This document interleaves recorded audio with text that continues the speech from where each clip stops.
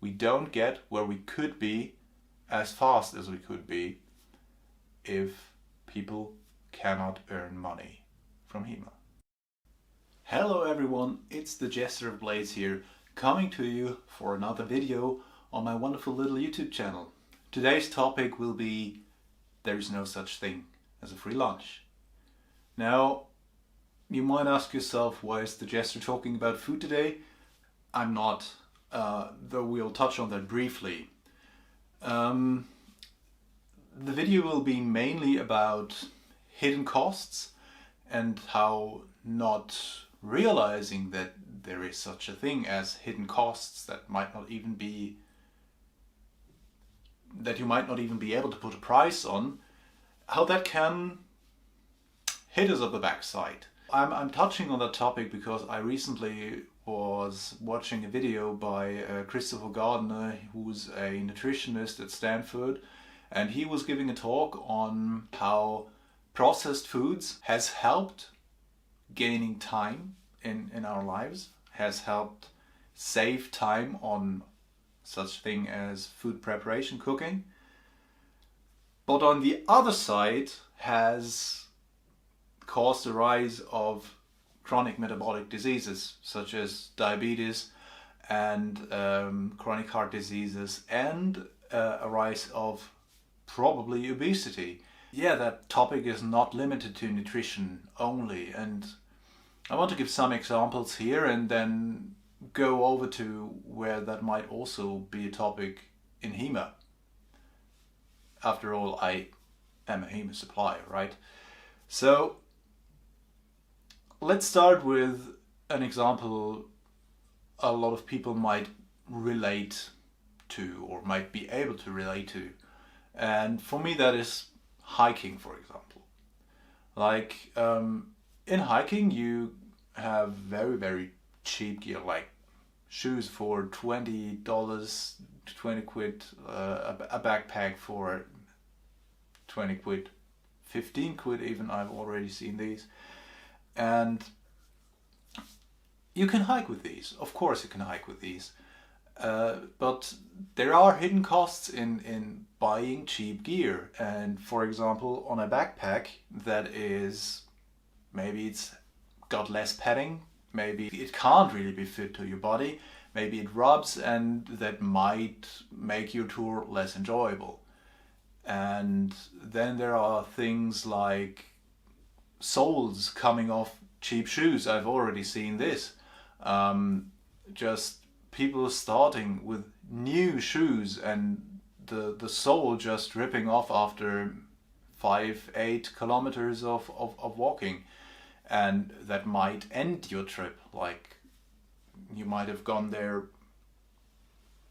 for the 8 kilometers you were walking, and then you can basically just go home again. And then there is a thing such like you don't change your gear frequently enough, such as climbing ropes, for example. And I don't make these things up. Like, people do not change climbing ropes as often as they should. It's amazing that there are not more accidents happening, actually. But this is a hidden cost where the hidden cost is actually, it might get you killed.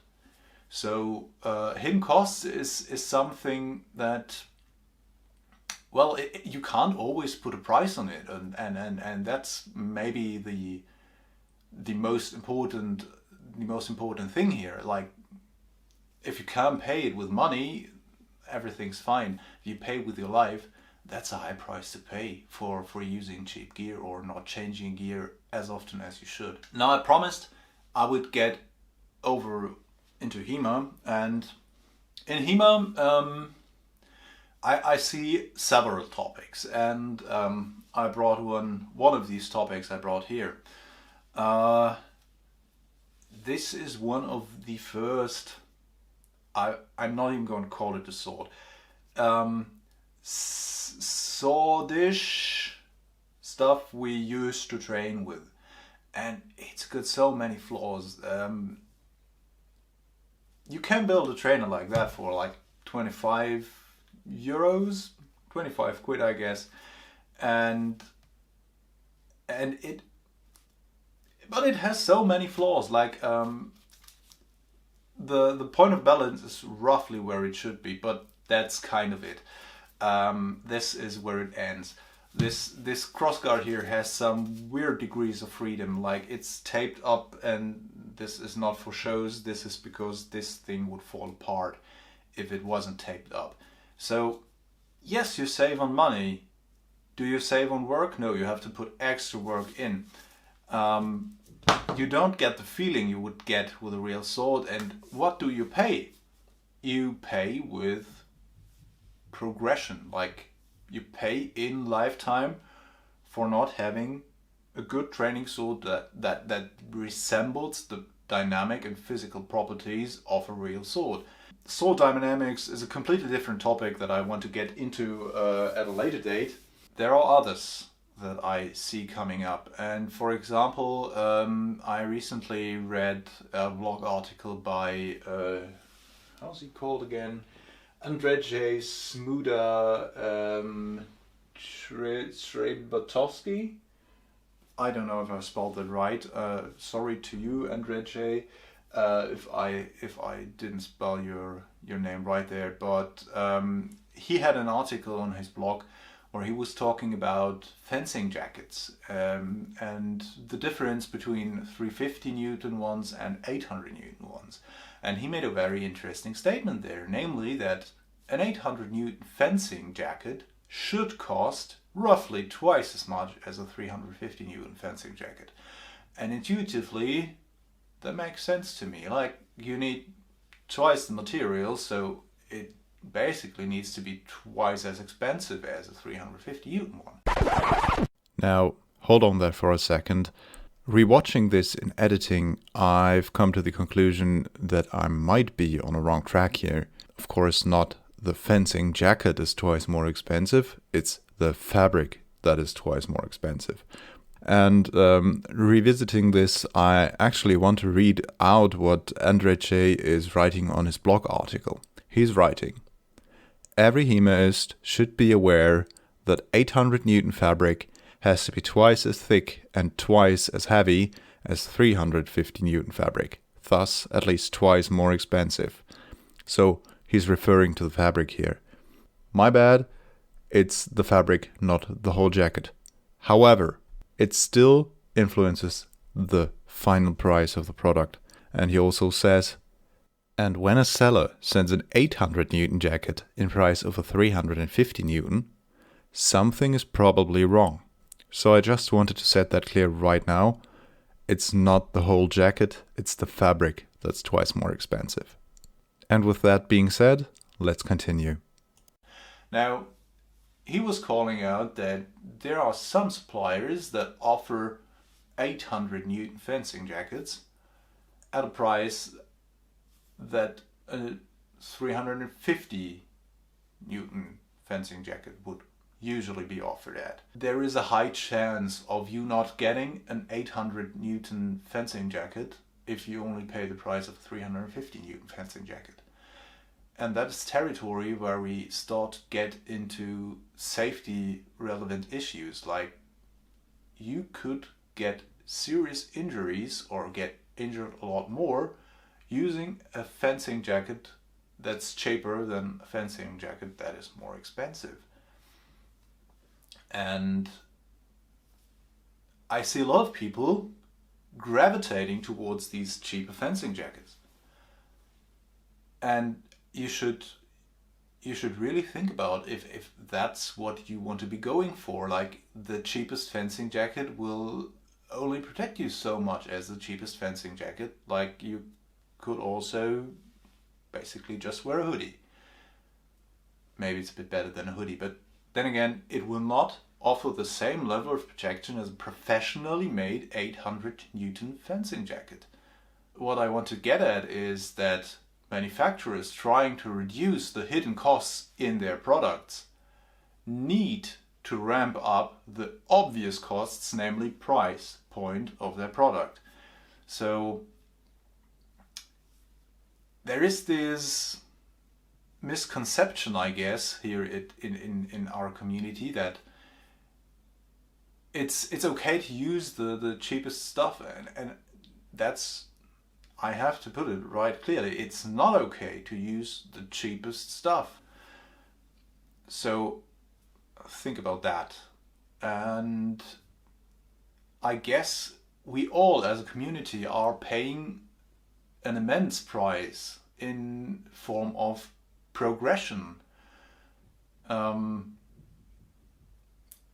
do think we could be a lot further advanced than we are today if the financial support was there.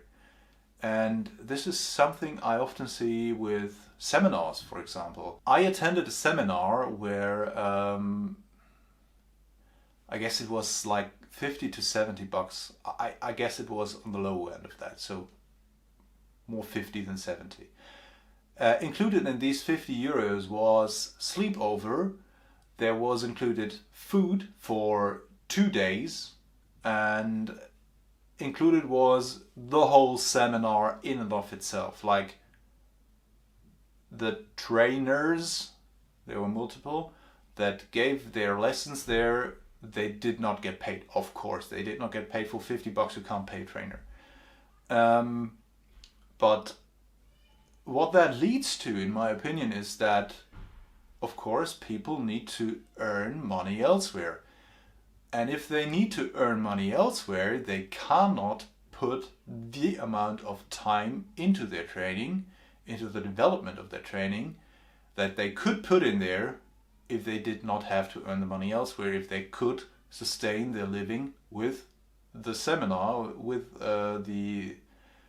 HEMA. That is what I'm targeting at. Like, if people cannot sustain their livelihood from HEMA, they cannot put as much time into developing and making HEMA better than they could if they were paid. And yeah, I guess that if we don't have financial structures in our community to support the people that are targeting to make the community better, then we will pay. We will all pay with lower progressions. We don't get where we could be as fast as we could be if people cannot earn money from HEMA. So, I guess my takeaway is, if we do not pay the price in money, we have to pay the price elsewhere. And we don't get to choose where we pay the price. It might be time, it might be fun, it might be convenience, it might be our health, it might be our lives. And to me that's actually quite a striking realization. Like, I also have it in the workshop, for example, with tools. Use cheaper tools. You pay with convenience, you pay with time, you pay with your life, maybe even, if the tool is not properly protected. So this is not only the impression that the talk of Christopher Gardner made on me. This is, I guess, it's quite a deep realization that I have for my life here, and I wanted to share that with you. So even though this got a bit darker towards the end here, I hope you enjoyed, and I wish you a wonderful day.